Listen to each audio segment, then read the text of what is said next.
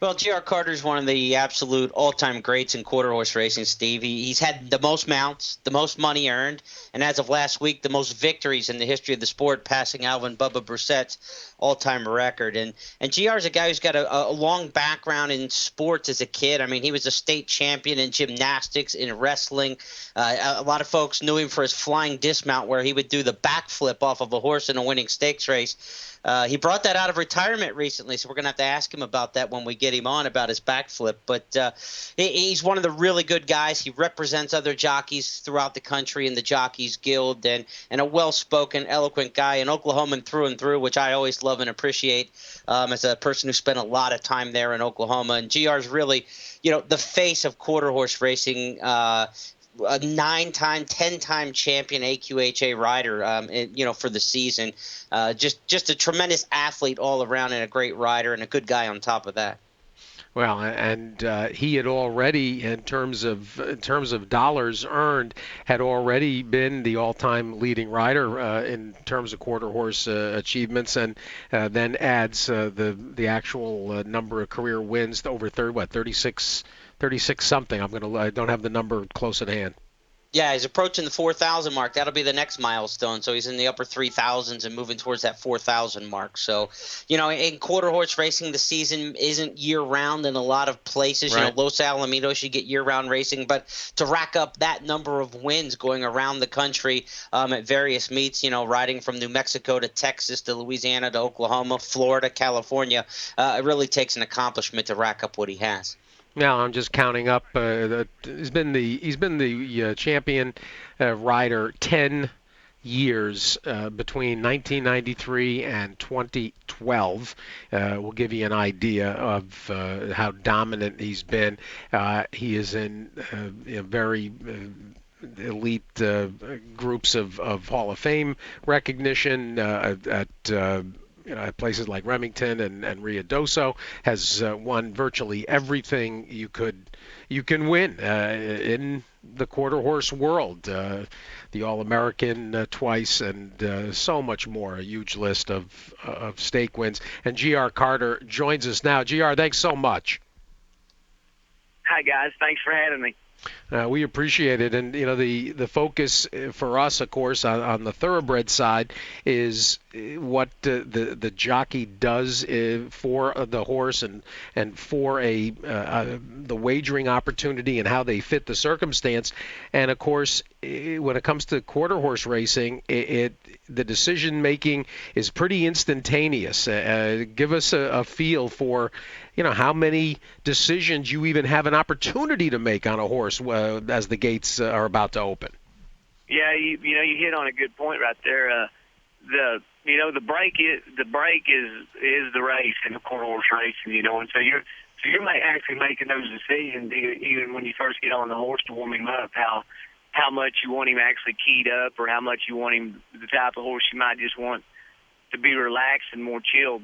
And it's utmost important to have them standing with weight on all four feet and focus down the racetrack, because if they get away bad, you're pretty much toast in a 400-yard race.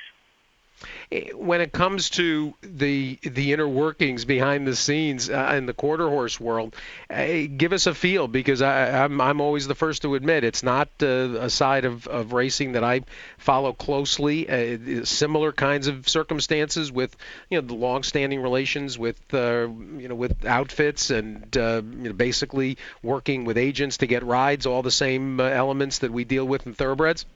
It's all exactly the same. It's just it's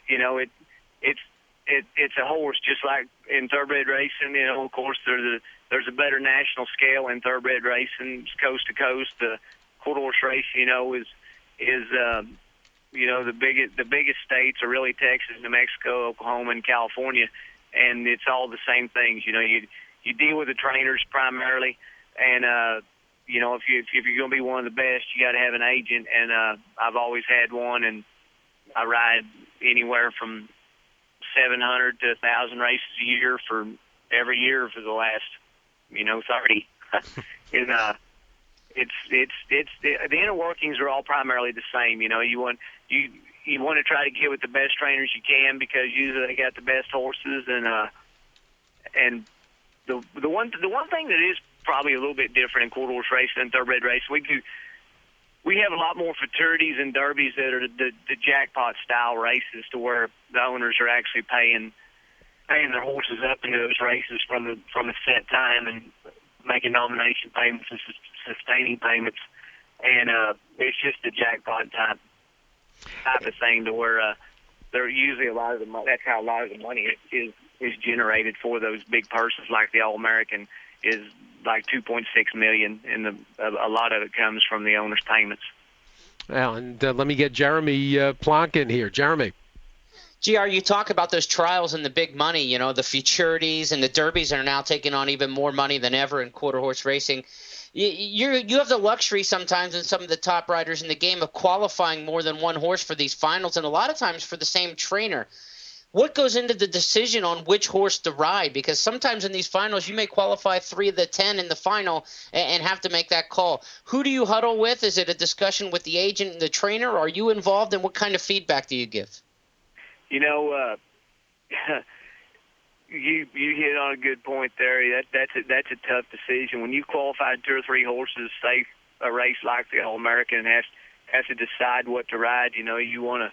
Usually, I try to wait and see how they pull up, and get on them, see how they're doing before I make that decision. And then you'll have the owners and the trainers both twisting your arm, wanting to know what you're going to do as quick as you can, so they can make other arrangements if you're not going to be able to ride theirs. I actually qualified. The first time I actually rode the finals of the All-American was in 1994, and I qualified 2 horses. The first time I ever got a horse qualified, and I qualified 2, and I actually rode the wrong one.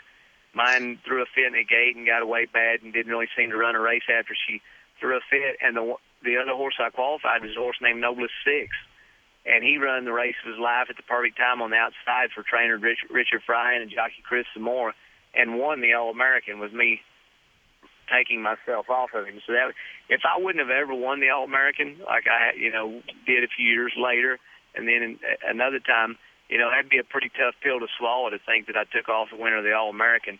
And there's so many factors go into it. You try to not let politics get in the way with the owners and the trainers. It's all about giving yourself that opportunity to win those big races, and you have no choice but to make a choice, and you have to go with it and live with it. It's just the way it is. You can only ride one. You'd like to be able to ride more than one sometimes, but you can't.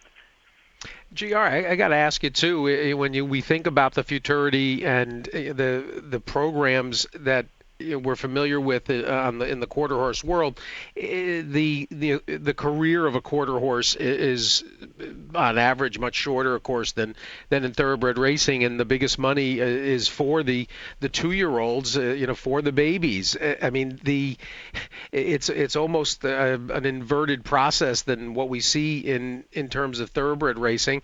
These horses obviously have got to be ready virtually instantly. I mean, we have precocious 2-year-old winners on the thoroughbred side, but the 2-year-old quarter horse has got to be almost as good as they're going to be almost immediately. Yeah, there's been a little bit of a push over the years to try to change their marquee year to the 3-year-old year, or even later in their 2-year-old year. But it's just the way it's always been. They've always put the focus on the 2-year-old racing, and it's just and it really, you've hit a lot. They've got to just primarily be ready instantly. The biggest race is on Labor Day every year, which is the 1st of September, and you try to have a few races in them before then to know that you got them as good as you can for that time. But there's lots of other big races throughout the year too. At Remington here, we have 2 big futurities here, the Remington and the Heritage, and then of course there's 2 other futurities at Ruidoso before you get to the All-American. There's a lot of money out there. Texas Classic in the fall, the 3 big futurities out of Los Alamitos.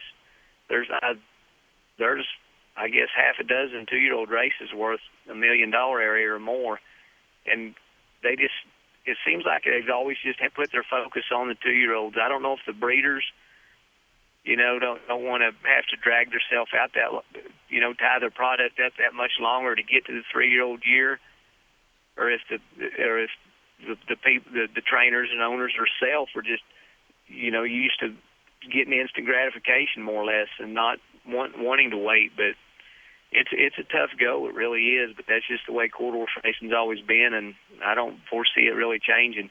Rio Dosa has really put forth a great effort to try and increase the purses on those derbies, which they have really done. Like last year, the All-American Derby, I think the purse was like $2.9 million, something crazy. It's the biggest quarter horse race in history. And it's made some of those guys think a little bit different about maybe trying to not campaign them so hard, where they did have a sounder horse for the 3-year-old year. Well, having a chance here to talk to G.R. Carter, who is the winningest rider in quarter horse history, and with some of the differences between thoroughbreds and quarter horses. One thing that isn't different, G.R., when I looked up some of your background, you share a common trait with a couple of jocks that I can think of, Tony Black and Jeremy Rose, both high school state wrestling champions like you. Really? Absolutely. I think I remember that Tony Black had actually won a state title, but I did not know about Jeremy Rose. Yeah. It's amazing how many jockeys have a wrestling background. It really is. I've read like Gary Stevens did and Pat Day. I believe they put Pat Day in the National Wrestling Hall of Fame. They have a category there of distinguished Americans that went on to great things that had a wrestling background.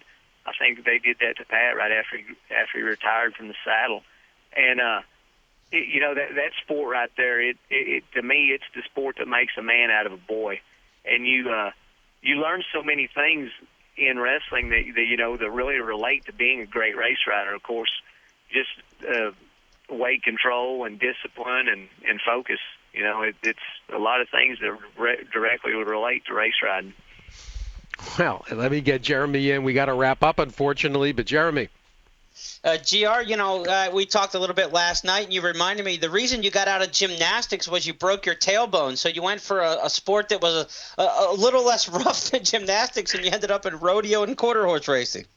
Yeah, I grew up in a rodeo family.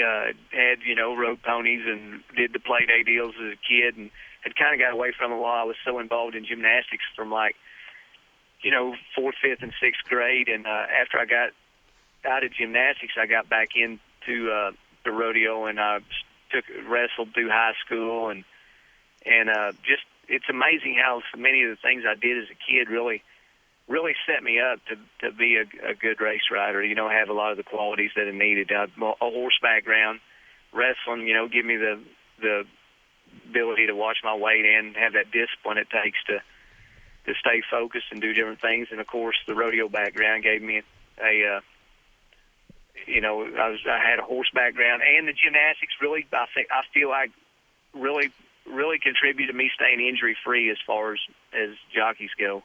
It's amazing how little I've been hurt as many races as I've ridden. Well, and clearly the common point in all of this, GR, is balance, and you would have to think that with the momentary burst out of the gate in quarter horse racing, the balance being in harmony with the horse, if your weight is distributed improperly, it makes it that much more difficult for the horse. And considering the margins that these races are decided by, that can be all the difference. Oh, for sure. They've the really good, the quality quarter horses have been radared in upwards of mid to high 50 mile an hour. And you truly have to be able to go with the horse and make small decisions and corrections, but not overdo it. And you really want to do. If you have one really giving it to you, you don't want to do too much to them, because they're actually giving it to you as much as they can, running 55 mile an hour, and you have to be able to have that balance and that quickness to go with them and just more or less stay out of their way. It really is. A really good jockey can do so much for you, and a bad one can lose a race for you pretty easily in quarter horse racing. Just like on the flats and going a mile and a half in the Belmont Stakes. G.R. Carter, what a delight. I really appreciate the visit. Thanks so much. Continued success.